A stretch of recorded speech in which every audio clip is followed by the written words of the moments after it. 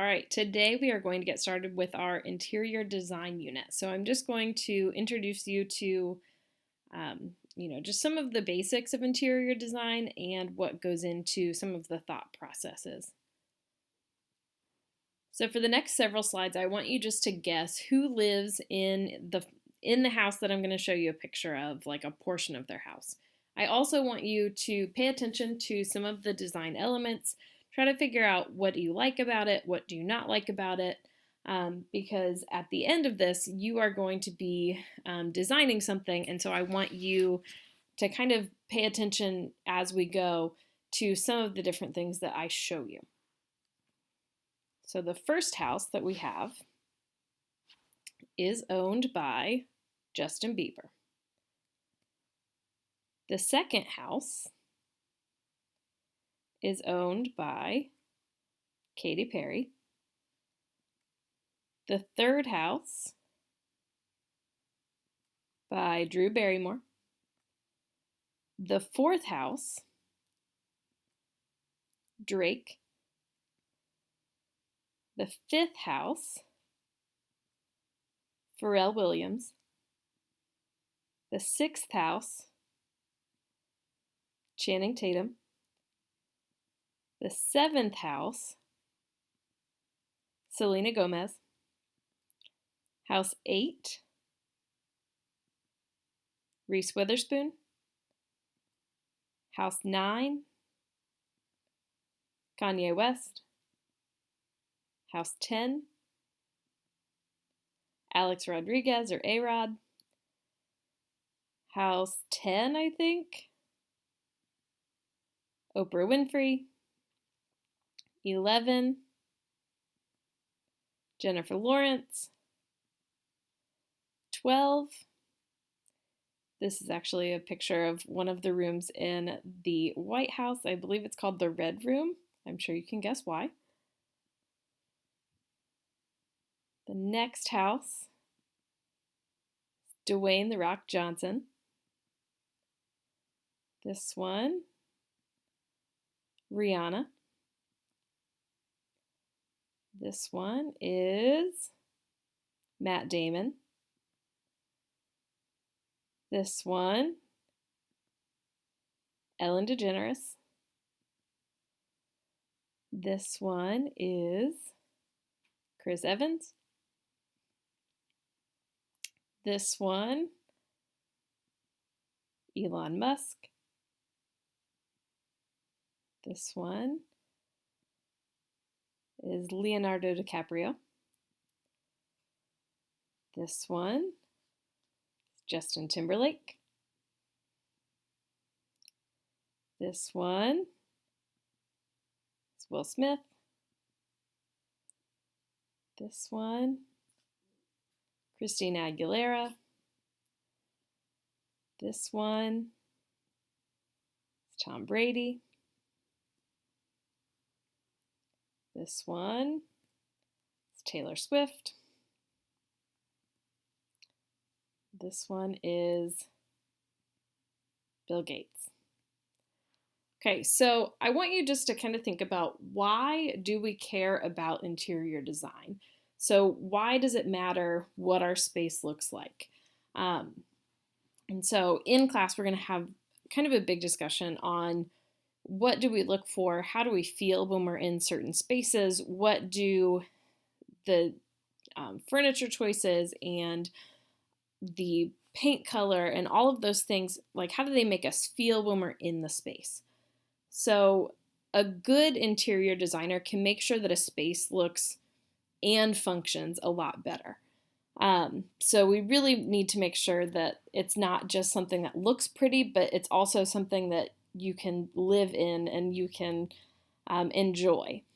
Okay, it can also have a big impact on our mood and well-being.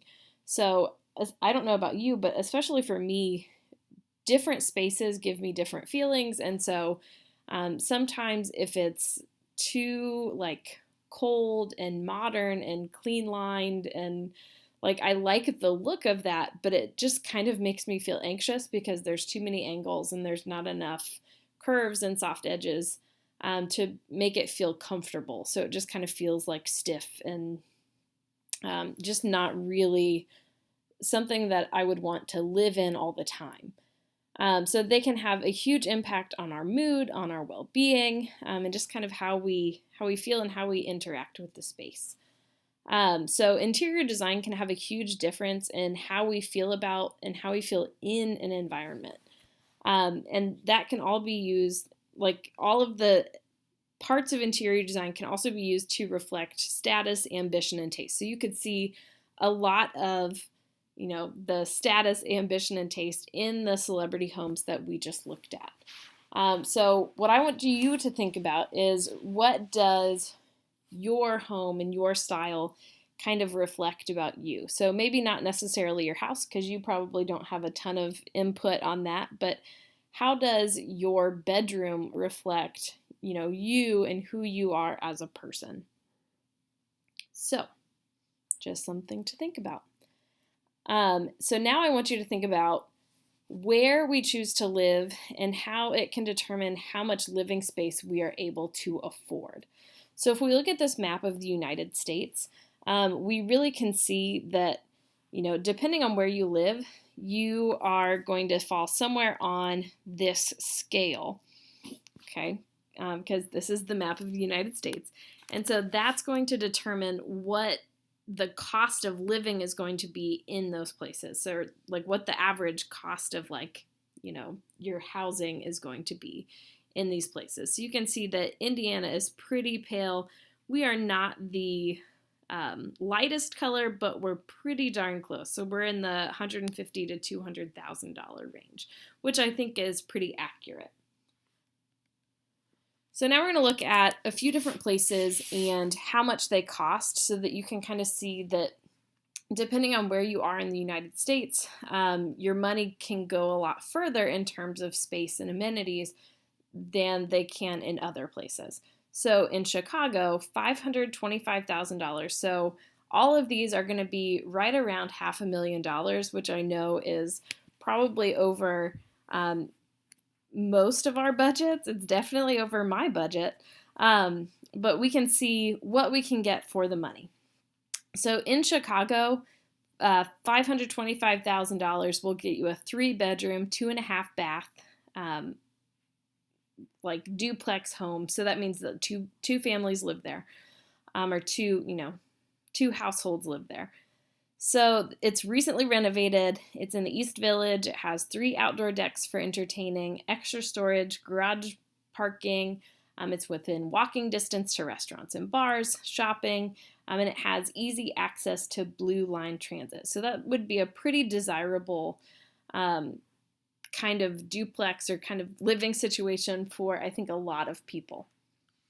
In Charlotte, that, almost $500,000. So this is $499,900. So just under $500,000. It's a steal.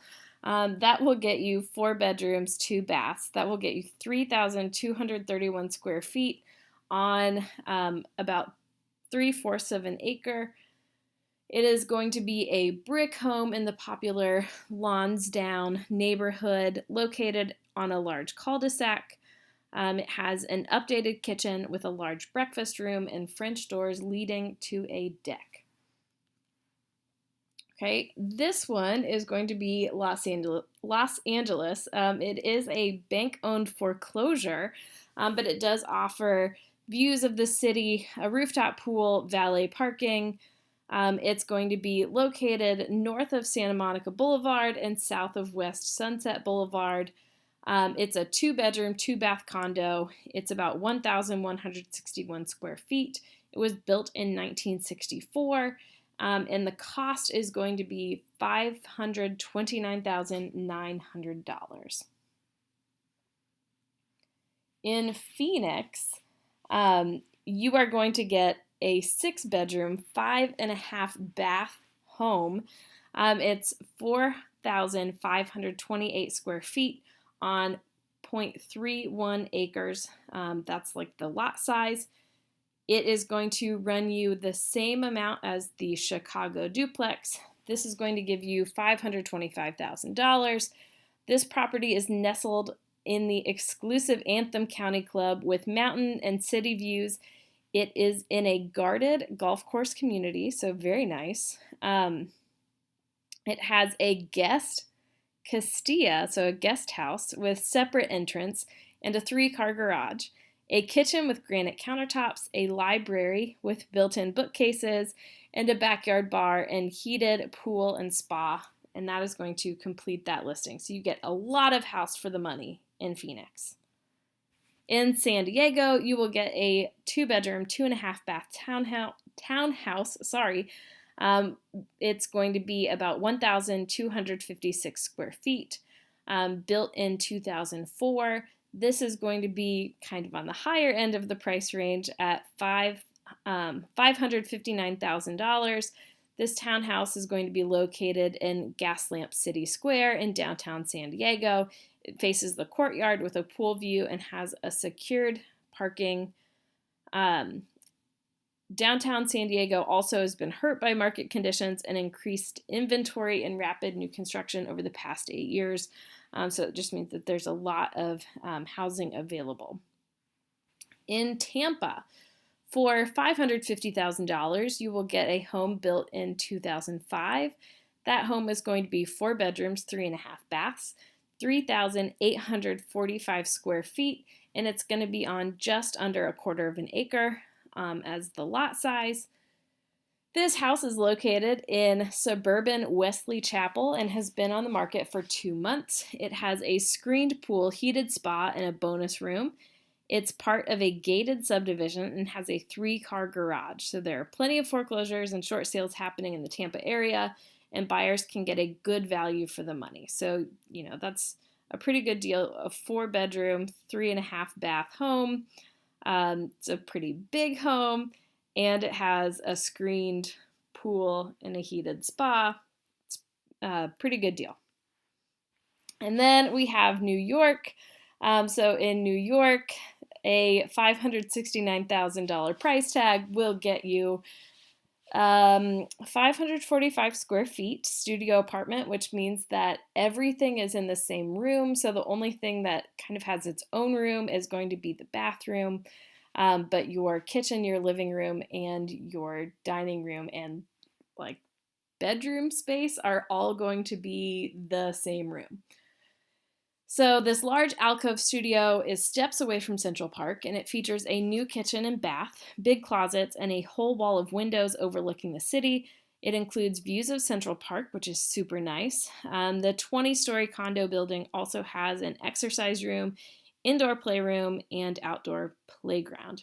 Hopefully they also have an elevator. If you are on the 20th floor, I'm sure you would not enjoy carrying your groceries up that many flights of steps.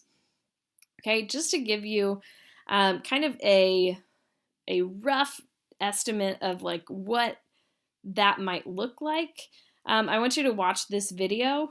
So it just gives you a better idea of like what does 500, in this video it's 525 square feet. So that's 20 less square feet than what this apartment would be. But it just gives you a better sense of like what that kind of looks like in terms of space. That's all we are going to get through for today. Come back tomorrow for part 2.